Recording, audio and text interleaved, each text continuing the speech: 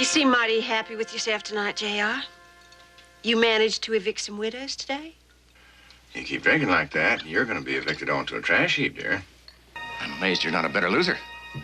After all the experience you've had. I just want you to know, JR, I'm gonna nail you. Now, haven't you noticed? You got to be a man to play in my league. Pamela, how's your daddy? Well, he's really very sick. Thank you, Lucy. You mean drunk? A lot of that going around. Hey, hold on, Ray. You're just a hired hand around here. Don't try to shift the blame on me. Well, everybody can see that she's cracking up, slowly and surely, and who can blame her?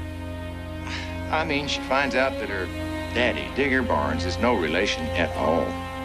And her real father is a saddle tramp and a thief, and her mother's a whore. Now, who could find it in their heart to hate that poor little girl, huh? Could you? Tell me, JR, which slut are you going to stay with tonight? What difference does it make? Whoever it is, it's got to be more interesting than the slut I'm looking at right now. I'm going to bring Bobby down. I'm going to cut him out if I have to destroy Ewing all to do it. Marriage is not always a bed of roses. Isn't that right, Pam? No? Nobody here but us rich folks. Well, his money safe, JR. Oh, I know it. Pays to have Ewing blood in your veins, no matter how it got there. No wonder you care so much for Sue Ellen. She's just like your mother. Another drunken slut who ran away. You slime. You make me sick. Keep out of my way, Pamela, or I'll destroy you. What do you like in your coffee? Bourbon. Well, you have a very perverse way of looking at what's right and wrong, honey. And I suppose that's to be expected from the illegitimate child of a ranch foreman and the stepdaughter of the town drunk. Yeah. Mr. Ewing, there's a Mr. Cliff Barnes here to see you. Who? Cliff Barnes.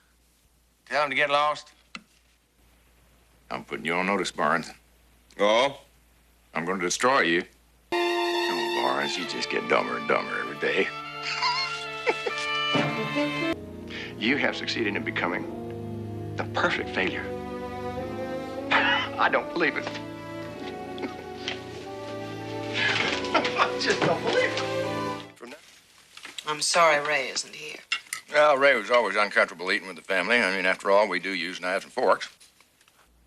Oh, I'd like to, Dave. I really would, but somebody's got to mind the store.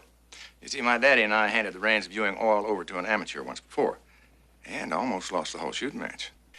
From now on, my life is going to be strictly monogamous. Real happy to hear you're working with Mary Lee Stone. Are you? Try not to write any checks on her money. I wouldn't want you to ruin her company like you did your mama's. Ray just doesn't have the strength of character of a real Ewing. Oh, of course, that's understandable in his case, you know. Gary's coming in? Well, it's nothing like a little inheritance. Get a man to come back home. Well, Gary and Ray. Well, what's a family for if it can't take care of its losers? All I'm saying is I'm glad that Mama didn't schedule another voting meeting. The only way we'd get Ray there to vote his shares is to hold it in a bar. What were you doing in the south of France with Mark Grayson holding hands? Now tell me, was Mark Grayson the only one? Or did you try a few Frenchmen just because you were there? Everybody warned me about doing business with you. Well, maybe they were right. Hello, Pam. Say, weren't you here a couple of months ago? You're not going to make a habit out of this, are you? Barnes, you're as dumb as your daddy used to be. You're going to bankrupt your mama's company and wind up just like your daddy. A drunk and a bum. How nice. You're concerned about my happiness. Oh, no, I don't give a damn about you or your happiness, honey, but I do care about what's good for me. Well, yes, there's some truth in the idea that we were going to share the company. Well, I'll be damned. I've never been a sore loser. Congratulations on your win, Bobby. Not that it makes any difference. I mean, we have decided to be partners, right? Huh? Bob, you've never gone back on a deal. We are partners, right? Just the way Daddy wanted it. Well, if it isn't the whole Barnes-Wentworth plan. Oh, by the way, Pam, what name are you using now that you're no longer Ewing? It's really none of your business, is it? Oh, well, I was just curious as to how I'm going to introduce everybody, but, well, you know Jenna Wade. Jenna, you remember Pam? Bobby married her after you ran out on him. Yeah, the proper recipient of the Digger Barnes Scholarship Award isn't a university. It's a neighborhood bar. Guess I better change and go to work. Somebody's got to keep the family fortune rolling in. See you, Mama. Why did you do that? Because you needed slapping down, Cliff. Tomorrow morning, the janitor's going to come in here and sweep you out with the rest of the trash. Unless, of course, you do the honorable thing. Get in the elevator, go up the roof, and jump off, huh? I expect to find you in my bed tonight. I'll probably be late. Wait up for me. Well, the pressure may be off of us. What about Pam? I don't give a damn about Pam. Well, congratulations, young lady, on finding yourself a real nice home. You know, you're really something. No wonder my daddy didn't want to have anything to do with you. Well, it's a shame you're not more like him. Well, look here. Birds of a feather. Plotting an assassination, are you, or trying to figure out some way of stealing somebody else's company? You know what they say, losers tend to flock together. Ah, like the little lady you're with, huh? Cliff? I've always heard you're a big spender, JR. Tell me, how much did it cost you to have her throw me over? Oh, that was for free. All she had to do was hang around with you for a while. Well, enjoy your champagne. I hope you paid for it, Barnes. I think we'll be moving along. I knew we shouldn't have come here. Oh, darling, I wouldn't have missed that for the world. Hey, Barnes. See, I told you not to drag me into court. Now the whole world knows what a loser your daddy was. I suppose it's hereditary, huh? What are you doing here? I just want to see if you're still sober. Sue Ellen, don't bother with that story on my account, honey. We both know you're lush.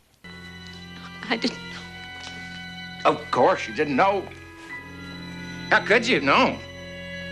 You were too busy rolling around in bed with that saddle tramp. I had one brother, and he's dead. Nobody can ever replace him. Least of all, you two. Now, you listen to me, Kennison. There was a time I wouldn't waste a minute on you. I'd simply have your legs broken. Ray, I stopped trying to explain the oil business to farmers a long time ago. If you want to ruin your life, go ahead. But you're a whole lot dumber than I ever thought a brother of mine could be. With the exception of Ray and Gary, of course. I got news for you. Every independent in Texas is going to be on my bandwagon soon. Well, they sold a lot of tickets for the Titanic, too. Well, the bar's closed, or were you just 86th? Family. Well, look around the table. Can't see family for the outsiders. I'm kind of tired of half-breeds and moochers and strangers hanging around here. You don't have any class, Sue Ellen. You never have. I took lessons from you all these years. I guess I must have learned very well. The only thing you ever learned is that vodka doesn't smell on your breath. Hello, JR. Well, hello, Daddy. You know, Cliff Barnes, you are the sorriest excuse for a man that I have ever met. Well, I'll second that. Sue Ellen and I went to the Auburn's last night. And who did we run into but that termite brother of yours? Is that your concern, for God's sake, the memory of a dead girl? A very high official approached me and told me that if I paid the right price, he could fix things and I'd never have to worry about this again. But that person didn't know J.R. Ewing. I don't believe in bribery. Oh, I knew there was a reason I liked that boy. Yeah, he's just about the best liar I ever met. With the exception of myself, of course. You're not worth the money I'm paying you. If a cop can't break the law, what the hell use is he? Yeah, you do that. While you're at it, book yourself on the Titanic.